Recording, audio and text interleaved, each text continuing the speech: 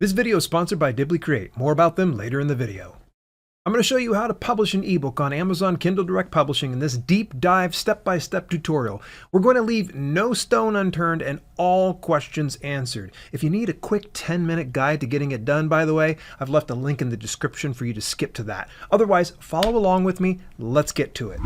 Before we do jump into things, I think it's important that you get your metadata all set. Metadata includes everything like your title, your subtitle, your series name, your author name, your page count, all that stuff all ready in ahead of time. You can get access to my metadata sheet that I use over at dalelinks.com/metadata sheet.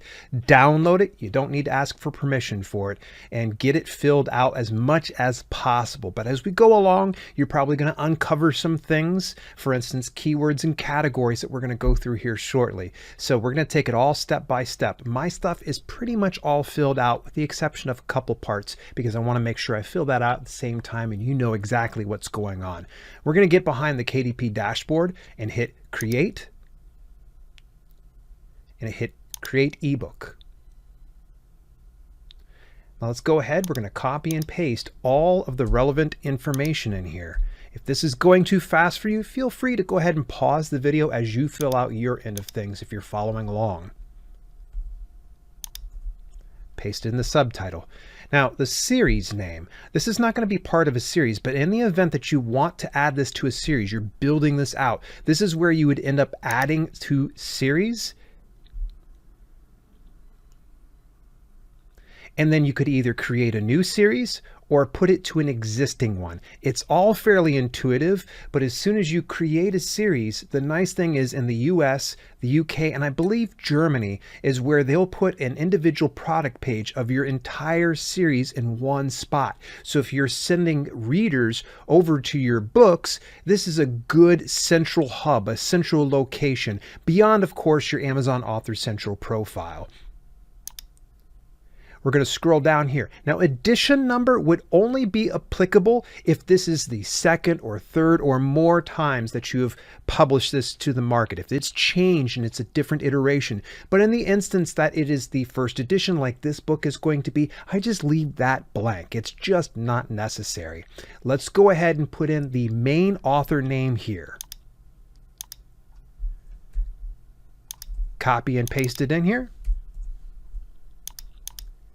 And then if you have additional contributors like co-authors or editors or illustrators that you want to put inside this listing, go ahead. But I recommend that before you do add any other names, first of all, make sure that you've had permission to add their names.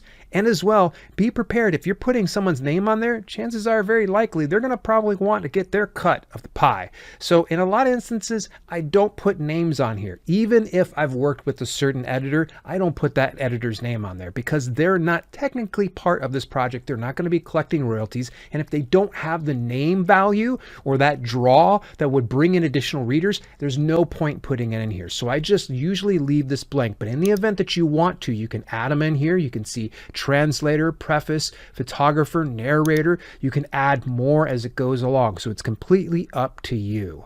Let's scroll down to the description. How I made my description is through Dibly Create. So I wrote my entire book through Dibly Create's interface. And what I do is I will go up into KIP in the top right-hand corner, and then I hit description, and then I will fill in all the necessary information. So for instance, this was a nonfiction book. I'd put the genre, I'd put the tone. I would, of course, upload the file, or I would go to the project. Now see, since this was written within Dibly Create, all I'd need to do is hit select all, and then it will take everything I have here and then it will create something for me. But the nice thing is I did all this stuff ahead of time, so all I got to do is go back and here it is. Now with this particular description, I took it out. And since it's written by AI, again, I like to have human intervention when it comes to leveraging AI. I want to make sure that it doesn't sound so rigid, that it sounds like it's been written by AI. So I go in there and I put a little bit of my fingerprints in there. So I went in and I changed this a little bit. So that way it was a little bit more of my style, something I prefer as far as copywriting goes. But it was pretty solid when it first came out. So I'm going to go ahead and grab this on my metadata metadata sheet, and we're going to come over here and paste it in here. Now, the beauty of this is we can click and drag this down. We can see the entire thing. We can go through and format this, and it's what you see is what you get. So as we're looking at this, this is what you're going to see over on the Amazon platform. So I'm going to highlight this, for instance, and I can always hit bold, or if I wanted to italicize that, I can do that. But I'm not going to go too overboard. I feel like this is more than sufficient the way it looks. And then, of course, you can do bullet points or even lists. And at the end of it, if it looks good to you, then great, you can move along. Now, keep in mind that if this launches and you look at your product page and you're not happy with the way that it looks, you can always go back in here, alter that. Just make sure that you go to the very last step inside this process and hit publish. That way the changes are made. Again, you don't need to redo anything else. You don't need to republish anything. All you have to do is go into this same product with inside your KDP dashboard and fix that as you see necessary. But remember, as soon as you hit publish, there's going to be a little bit of an approval waiting that you're doing, because KDP has to go through, make sure everything looks good before they push it out into the marketplace. So in the event that you discover an error or you realize, oh my gosh, I put the wrong description in there, you're going to have to wait for them to finish that and then go back and fix it. There's been a number of times over the years that I've made that mistake, and I go in and say, hey, don't push that out there. And they're like, sorry, it's too late. You just have to wait until we're done with it. So just take your time as you're going through this whole step here. So this looks great. I'm pretty happy with it. All right, the publishing rights. It has, I own the copyright and I hold the necessary publishing rights, which I do. Or is this a public domain work? Now, for the sake of brevity, I just want to say that public domain work is essentially anything that is available in the public domain, but it gets a little bit dicey as far as to what KDP will and will not accept that's within the public domain, because, well, it's been done a million times before on their platform. And a lot of times you're getting a smaller royalty at 35% versus the 70% at the higher end. For public domain work, I'm just not going to cover that. It's not that it's bad. It's just not something I'm going to cover today. So I hit, I own the copyright. Now we're going to go into the very next area of primary audience. Does the covers or interior contain sexually explicit images, or does the book's title contain sexually explicit language? In mine, it does not. Please don't try to fool the system. If you have sexually explicit content within there, you should definitely disclose that. There have been a number of times I've seen some romance authors that will say no despite having that within their content. Now, a lot of times they get by with it. It's just fine. But I promise you there's going to be a day of reckoning, because Amazon eventually will catch on. They'll have systems that are put in place that will identify language like that. It's not like you can hide it. They're holding on to your manuscript after all. So I'm going to hit no. Now, as far as reading age goes, in a lot of instances, if your intent is to reach a general audience, leave this alone. But if you're a children's book author or young adult author or any of those other types of genres that is for a specific age, this is when you do want to select that specific age range. So for mine, I'm just going to go ahead and leave this go. Next up is the primary marketplace. This is the audience in which you intend to reach the most. I know we all want to make sales around the globe, but who is your primary audience? And typically that answer will come by, where do you live? What is your region? Where are you going to sell the most books? And so in my instance, I'm a US author, so I'm going to leave that on Amazon.com. In the event that I wanted to change it, I can go ahead and switch it to any of these 13 regions. But we do have to have a primary marketplace. Next up is choosing categories. Now, this one requires a little bit more work and a little bit of time. So what you could do is take your time and go through inside Dibbly Create yet again. I go into the dashboard and we can go into research, and then we can go into category analysis. And a lot of that analysis is going to work much like the book description does, in which it will give us a lot of the information that we require. So I can go into search the categories, And then we can see exactly how some of them are performing and what they're doing. So for instance, this one is for books, reference, writing, research, and publishing guides, and writing. So you can see where the target audience is, the questions that are typically coming up, things like that. You can get really, really granular into some of the topics that are covered in a particular category. And of course, we can see the input here of what I actually put in here. So that right there can help out. But to be honest, one of the best ways to look up categories is going into the Amazon Marketplace. Find other books within your niche and see the actual categories that they're leveraging. So for instance, I've got this book about fiction writing, and so I found a competitor or somebody that's within my genre that I really find that they've got the best placement. It is the ideal place I can go. So there are two ways that we can find the ASIN. That's the Amazon Standard Identification Number. It's the number that's assigned to them that really identifies them over on Amazon's marketplace. It's unique to Amazon's platform. You can either A, find it inside the URL here at the very top. I double click on it. You see it says B00. Or we can scroll down to the product details down below, and then you'll see the ASIN here again. I always just grab it on the URL. I'm going to go to a website called booklink.com. That's BKLNK.com. It's a free tool to use, and you can come in here, find the best categories. And then I'll scroll down, and I'll paste the ASIN right into here for the marketplace in which I want to search for. We'll hit Go Find.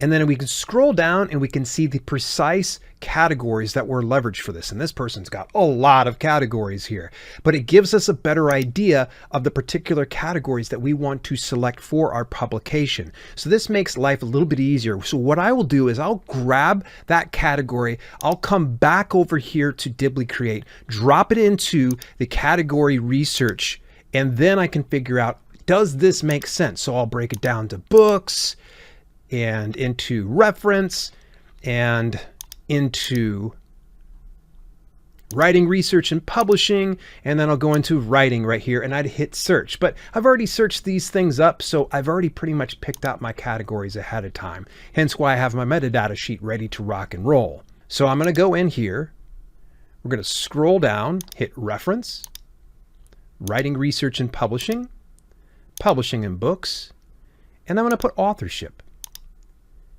This book's about fiction writing, so you can see that it's going into the right category because we want to make sure this goes into a good category, not just a category that has low competition in it. We want it to be appropriate. We want this to be put into the right slot in the right bookshelf next to the right books.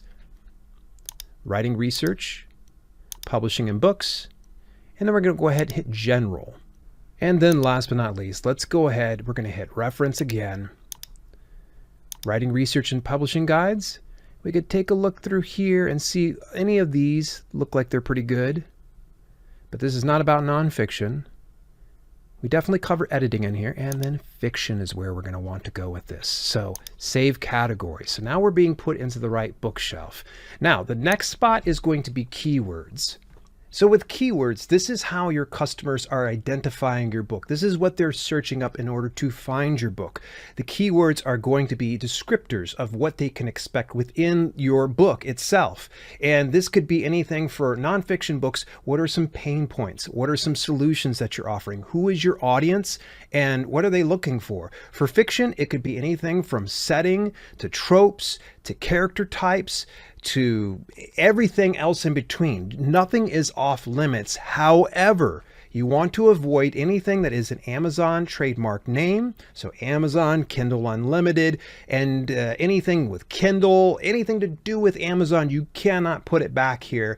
And also you should avoid things like the word free. They don't like you using the word free. It's a bad word, so just don't use it. Within each one of these 7 keyword slots, you want to make sure that you're maximizing the most out of this space, because in these 7 keyword slots, you can have upwards of 50 characters. This is including any spaces.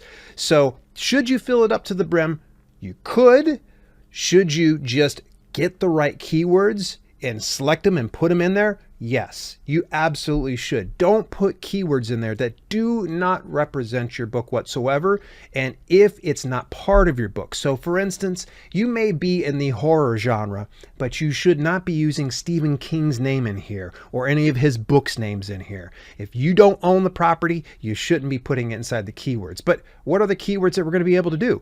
Keywords are a string of words put together, like 1, 2, anywhere from 2, 3, or more. So for instance, something as simple as how to write fiction books. That could be a good keyword right there. Or it could be something as simple as fiction writing for beginners. But there's a little bit of a quandary that we have here right now, because already the name of my book is Fiction Writing.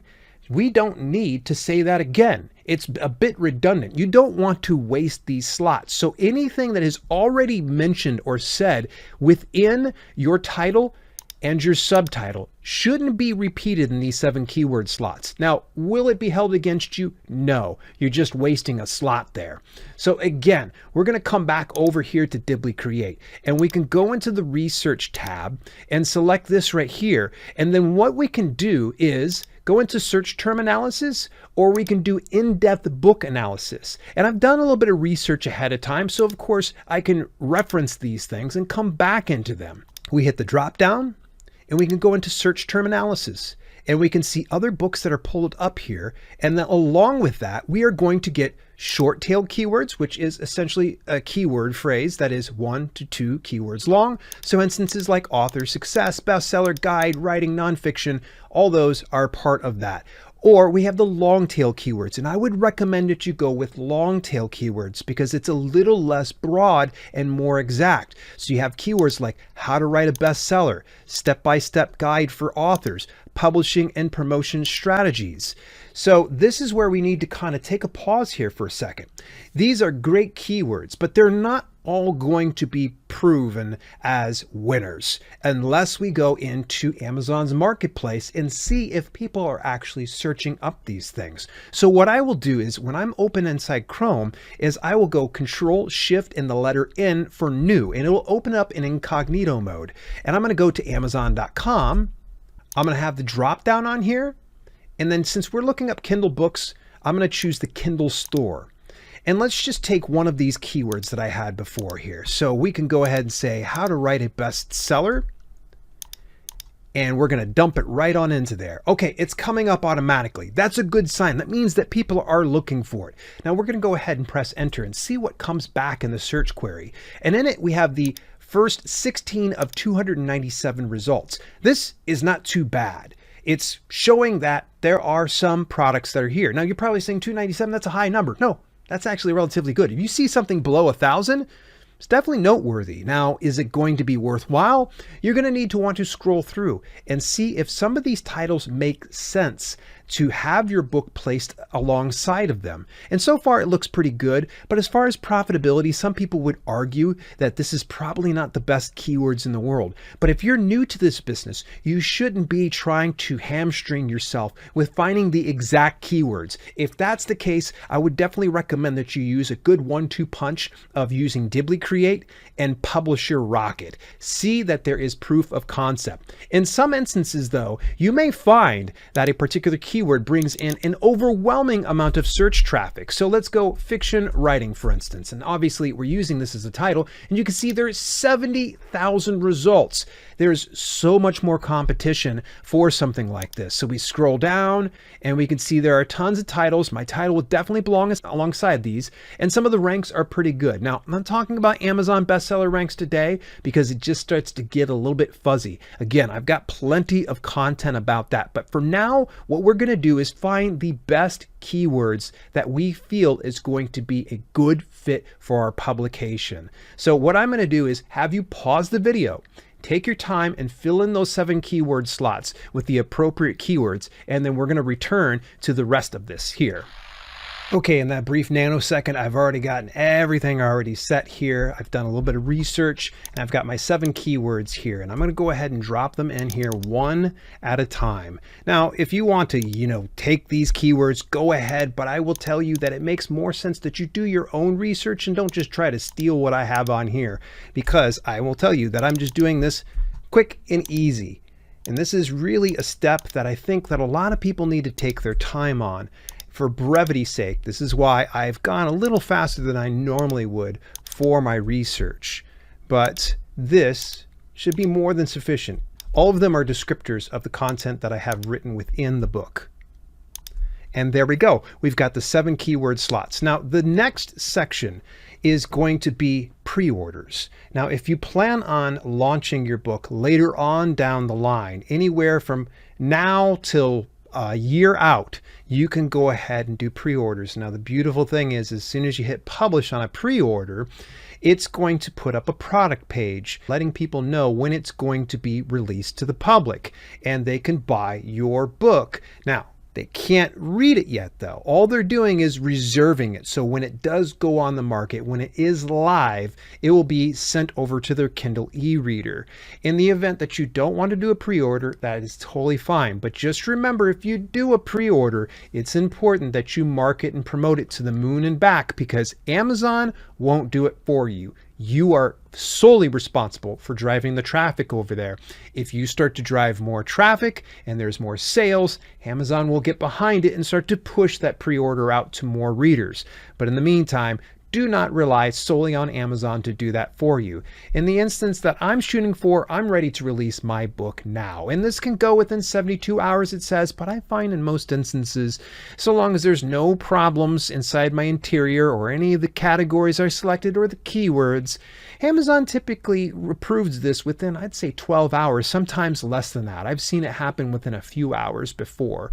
So we are now done with the very first step in the whole publishing process. So we're going to hit save and continue, and we only have 2 more steps beyond this. And now we come to the very next section, which is going to be the actual content here. Starting things off, it has digital rights management. Now, this is kind of like a safety measure that's put in place to make sure that nobody's downloading your ebook illegally and distributing it however they wish. However, pirates are going to get your content whatever way they can. They won't let digital rights management stop them. In fact, you can go anywhere on YouTube to see exactly how you can hack digital rights management. However, someone in my Discord once put it, and this is a good point, that you put a lock on your door, and sure, thieves can probably figure out a way to pick your lock and get in anyways. But in a lot of instances, that safeguard is put in place so that way people aren't just walking into your house. For me, digital rights management doesn't sit right with me, because when someone purchases my book, I feel they should be able to read that book on any device that they wish to, with no obligations to a specific e-reader or another. That is my opinion. You need to kind of figure out if digital rights management is appropriate for you. For me, I just keep it off. I'm going to go ahead and upload my manuscript. Now, this is already fully formatted. In the previous videos in these series, you're actually going to get a link to that inside the description down below. I actually showed exactly how I did the formatting. And so we want to upload an EPUB file. The reason we want to use an EPUB file is if we upload a doc or a PDF or any other type of document, KDP tends to go in and automates that, and they will start to change some of that interior. And that's okay. Just remember that it's all reflowable text. You want it to where someone can read your ebook on any device and be able to adjust the fonts, the different sizes of the fonts. How they can read it is changeable with reflowable content, and EPUB is one of the ways to kind of lock in exactly the way you like it, not the way that KDP likes it. So I'm going to go ahead and select my EPUB file, and we're uploading it. This typically takes just a second. Now keep in mind, if you've got a larger file, it's going to take a little longer. Now we're going to come to the next portion and launch Cover Creator. So if you don't have your own cover file, you can always use their templates. And I'm going to tell you, it's fairly underwhelming. I highly recommend that you hire out for this particular instance. There are a ton of different good book cover design services out there on the market today. I figure you'll probably find it on your own, or you can look into my backlog of videos to figure out what are some of the best services that I prefer. So launch Cover Creator, we're just going to skip it because I just think it's absolutely, I'm sorry to say, it's just trash. So we're going to go ahead and upload my cover file that I've already had designed. And here we go. We've got my ebook cover, and it is in JPEG format. Now they take TIFF as well, but I've never used TIFF before. So JPEG is more than sufficient.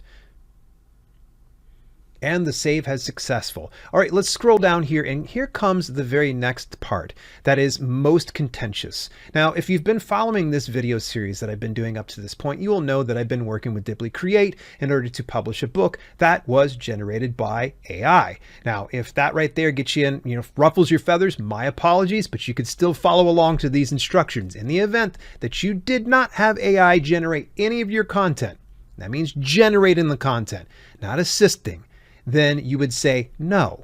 Now, assistive would be if you're using ProWriting or Grammarly or any type of grammar checking tools out there. If you happen to use AI to help you figure out character development or write character profiles or give you a basic outline, that is assistive. It is when the AI generates the actual content that you want to click yes. In this event, I did have AI assist me. And so we've got 3 prompts here: texts, images, and translations. Now I'm going to say this, I had no translations done of this. So we're just going to put none. Images, none on this either, because I had the cover design done without any AI. Now the next one's going to be texts. So we've got 4 different sections here. We have some sections with minimal or no editing. Okay. Some sections with extensive editing, okay. Entire work with minimal or no editing, and then there's entire work with extensive editing. Now, if you saw my previous video in this series, you will know that I had extensive editing done by the fine folks over at Dibly, the freelance marketplace, and I had a great editor who went through and tore apart this manuscript and really gave it more of a human touch. So we're going to go entire work. Now, it's going to ask us, which tool did you use to create the AI-generated text in your work? And what I would do is I'd say Dibly Create. Now they give us 2 additional spots. That way, if you happen to, put together at various places like ChatGPT and Dibly Create or other places, then you would want to list that here. But I had it all done in Dibly Create, so we are set here. Let's scroll a little bit further forward, and we will now see the next section of the Kindle ebook previewer. Now it says we found 8 possible spelling errors. Don't freak out, because sometimes it's false positives. Let's hit Launch Previewer to see what it's talking about. While we're waiting for the interior file to process, I figured now would be a good time to tell you a bit more about my sponsors, Dibly Create. I've already showed how I use Dibly Create to source keywords, generate a description, and research categories, but this online writing tool is much more versatile than that. Dibly Create is the all-in-one writing tool that is super powered by the artificial intelligence bot Kip. When creating the book for this video, I researched my niche, generated a title, created an outline, and even used Content Writer to generate the entire manuscript. But wait! Doesn't end there. It's not enough that I have AI write the content for the book, because it's so important to give this manuscript a human touch. So I asked Kip to find me qualified human editors from the Dibly freelance marketplace. There, I had Allison handle numerous editing passes so that the book was more readable and relatable for readers. Then I fully formatted my manuscript for ebook and print book so that I could get this book out into this world with little friction as possible. Get all these features and more when you take the Pro plan for a 7-day free trial. Visit my affiliate link at dalelinks.com/diblycreate and create something incredible for your self-publishing business today. Special thanks to the longtime sponsors of my channel, Dibly Create, for their support. One of the best ways to support this channel is to support the sponsors. Again, visit dalelinks.com/diblycreate today. So this is where we're going to be able to see our ebook, and you can scroll through and take a look at your manuscript, try out the table of contents, make sure it's clickable, and everything looks great.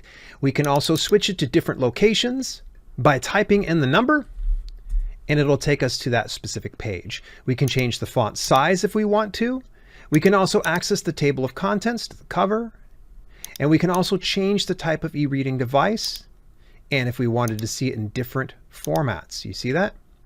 And then on the right-hand side, remember how I said that sometimes there's false positives? Well, now we can go ahead and take a look where it's saying, okay, this right here is just a resource. It's a reference here within inside the book. So I'm just going to hit ignore. We'll look down here, Skyward again, ignore. We're good on this one.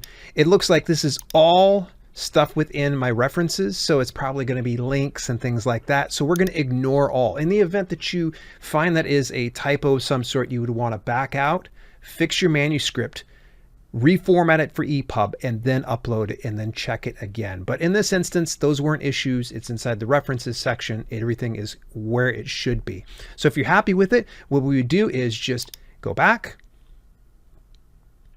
We would scroll down to the very bottom, and our next step is Kindle eBook ISBN. An International Standard Book Number, or an ISBN, is an identifier for your book across the world. It is a way that you can assign a number and can be easily pulled up in any registry that you want to. For ebooks, it's not mandatory. In fact, a lot of platforms like Amazon or Draft Digital will automatically assign you an identifier to whatever retailer they're distributing to. Is an ISBN mandatory for you to have for an ebook? No. But if you plan on publishing wide, it is a good idea to assign an ISBN on something like this. Again, it's a good idea. Again, not mandatory. You just want to make sure that you avoid duplicate publishing anywhere else. For me, I plan on publishing this book wide. So I've actually already got a lot of ISBNs through Bowker, which is Bowker. It's pretty much the ISBN registration organization for the United States and also for Australia. There are various ISBN agencies throughout the world. So what I would recommend is check out the International ISBN Agency over at dalelinks.com/ISBN. It'll take you over to the International ISBN Agency, and you'll want to search up for the ISBN organization for your area. This is important that you do this because various areas, wherever you're based at, is going to have different costs. So for instance, my friends up north of me in Canada get free ISBNs. For people overseas, it's a little cheaper in some areas and in some instances free. So make sure that if you're getting an ISBN, go to the local registration, that local to your region, if you will. So that way you have the proper ISBN to represent your publication. So in this event, I'm on Bowker, and so I'm going to go and assign a title. It's telling me stop. Okay, I'm good to go. By the way, I've purchased these in advance. I'm not going to show you how to do that. You could just go to bowker.com and get it set up. Don't try to go to anywhere else if you're in the US or Australia. You'll want to go to Bowker. All right, so remember my metadata sheet that I had set off to the side? Now this is going to make life easy because all I got to do is copy and paste it over into all the different areas.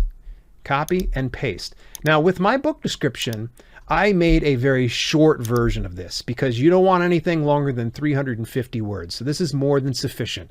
The medium is ebook. We're going to go digital online, and then we're going to choose EPUB. So you see ebook, digital online, EPUB. You can choose any of the other ones. If you used a PDF, obviously you would put that there. But for this one, we did EPUB. I'm going to choose a file for my cover. We'll select that. And then we have to hit upload change cover image. Otherwise it won't upload properly. I've done this so many times before where I forget to do that, and there it is. First genre, and this is definitely a reference book. And then the next genre, we're going to choose business. Next up is going to be the name of the author. So we have my name right here, and then we enter a bio in this one. Now, is this mandatory? It's not mandatory. I'm going to probably leave that as is since this is essentially a ghost-written brand here. We hit author and we're going to scroll down. Remember how we had mentioned other contributors? Again, you can put other contributors in here, but just make sure you have permission and also understand the repercussions in the event that they expect to be paid. That's going to be up to you. The publication date, I'm going to set this for October 17th, which is today's date as I'm recording this. 2024, and I'm going to choose active record. That means it's automatically there. It's ready to go. And then I'm going to choose trade, which is general. There are other options you can choose here, but I think you'll know exactly where you belong. And then for price, we are going to go ahead and choose $4.99. I did a little bit of research in advance and I saw that a lot of books within this genre are charging right about $4.99. When I'm done, I'm going to hit submit. And then it's ready to go. Now keep in mind that this isn't registered automatically. Bowker's going to go through, make sure everything's ready to go. But for the most part, I've followed all these steps and it should be no problem. There is an expanded version of this if you want to go real granular on your ISBNs. But I will tell you that I've done 99% of the time the shortened version and it's more than sufficient. So I'm going to go ahead and drop this ISBN over on my metadata sheet on the other screen here. So let's come back over here and we're going to drop this in here. Boom, there's our ISBN. Now, whatever you have filed your business as, whatever you have picked up the ISBNs through, you have to put this down keystroke for keystroke. So I would put my business entity on here. Yes, it's in all caps, don't judge me. And I'm gonna drop it right on in there. So that way it doesn't reject me. If you get even one keystroke off, KDP will reject you. Once you're set, hit save and continue. And we're in the final step of this whole publishing process. You're almost there, hang in there. Now, KDP Select is an exclusivity program in which you can put your ebook into the Kindle Unlimited library where people will check out your book and you will be paid per page read. Now, to just spare you all the details, keep in mind, I do have a full video about KDP Select, about the pros and cons. All that to say this, that if you are okay with staying on Amazon and Amazon alone, then I would recommend that you choose KDP Select. If you plan on publishing elsewhere, which I do, you will want to leave that deselected, because when you select it, you are telling Amazon this ebook will not be published anywhere during the course of the 90-day agreement that you have for KDP Select. In the event that you get yourself enrolled in KDP Select and you discover within the first 90 days that it is not for you, you're not happy with the program, you're not getting paid your value, then you would go in and deselect enrollment for KDP Select for that given title. So in this instance, I don't have to worry about this. I'm going to go ahead and leave this go. Territories. Now, if you own the rights to your publication, which judging by you watching this video and you probably wrote the book yourself, you own the rights.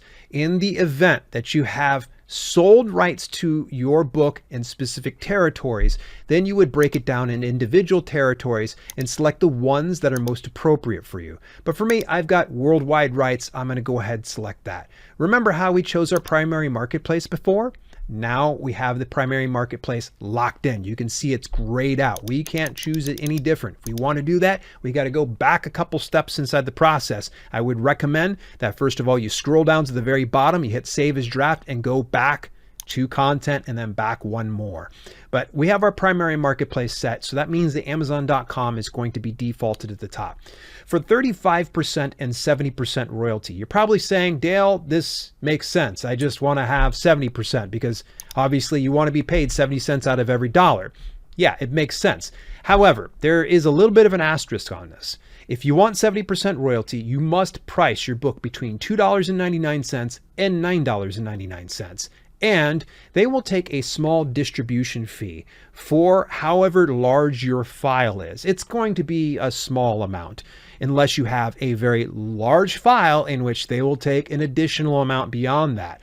Now, if you price your book outside of that range of $2.99 and $9.99, then you will have to choose 35%. I know. It's rather stupid. I don't like this whole program. It is one of the things that I least like about KDP is the fact that they force you to price it between what they feel is right and not the value of your book. But I'm going to save that argument for another day because I'm already going to price this at $4.99. Now, we're going to give it a second and it's going to automatically adjust all of the other regions based on this particular Amazon marketplace. So we can scroll down and we can see there's some good prices here. However, let's keep in mind that there's a psychological trigger for a lot of customers out there in which they will purchase something based on a dollar amount that's just below the dollar. So if your book is, say, for instance, $4 or $5, we'll say, I drop it down to $4.99. That 1 penny doesn't seem like much, but it's a psychological trigger that gets a lot of buyers to feel like they're getting a good deal. So I've got $4.99 here, but we come over here to India and we see it's $4.19. Now this is without the taxes, of course, over here on this side, but we're going to go ahead. Let's kick this thing up just a little bit. We can always go to $4.49 if we wanted to, or in this instance, $4.99. But it seems like that's going a little bit above what I'd like to do. So let's hit it back to $3.99 because I feel like that's a little better since it said $4.19. So they're getting a little bit of a deal over there. For Great Britain, we're going to go to $3.99. For Germany, we're going to go $4.99. $4.99. $4.99. You see what I'm doing here? Just going right below that dollar. And as we're going through, pay attention to the right-hand side, and you will see the delivery fees. It's about 4 cents on each one of them, and we see the profit over here on this side. Makes life a little easier. $7.99. $24.99. Brazil's already set. There we go. Not bad. Now you will notice between Japan and Brazil and Mexico, and there is one other region, I believe it's India, in which you will get a 35% royalty. Unfortunately, unless your book is in the KDP Select program, that's all they're going to give you on that. Is that a deal breaker for you? That's your call. Again, that's something to consider if you want to do the KDP Select program. For me, I'll sacrifice those 4 regions. $6.99. I feel like this is so close right here. We're going to go $98.99 for Mexico, and Australia, $7.99. There we go. And now we've got all our prices, and all we have to do is take a nice deep breath and hit publish your Kindle ebook. You will automatically have this queuing you up to start your paperback now, and this is a good opportunity for us to go ahead and pause. Get behind the scenes footage of how I publish this ebook across dozens of other platforms beyond Amazon KDP when you join my channel membership. You'll get dozens of exclusive videos, perks, and access when you become a channel member. Click the join button below this video or visit dalelinks.com/membership for more details. For those of you wanting to know the next steps to publishing a paperback and hardcover book, stay tuned to this channel. I'll post the video right here when it's live. Consider subscribing so you don't miss a single video, or check out this other video where I speed run the publishing process in under 10 minutes. I'll see you in either video.